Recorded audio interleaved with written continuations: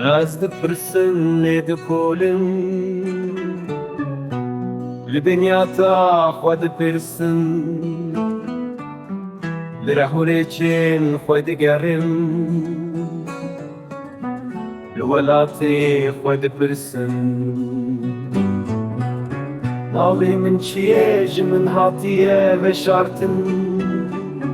eslê min kîye ji kîjan xaka hebûn carekê veke naperan di dîrokê de binêre di şûnwarên kevin di navên berê binêre dingê te gelekî baştir bibînî cengawerên bav û kalê min çawa bûn ji kardoxa heta bi welatê loran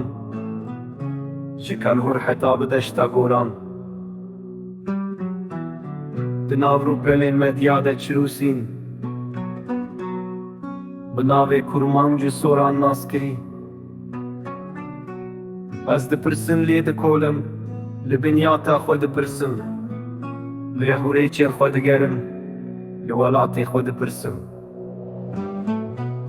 navê min çiye ji min hatiye veşartin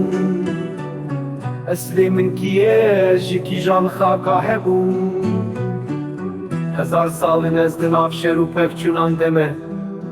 di helbestên cizîrî de min xwe dît di peyvên xanî de min xwe nas kir di şopa Rûstemê zal de min xwe dît li gaziya mêrxasan min bersirda ez şervanê çiyayê bilindim ez kaniya zelala geliyê kûrim ez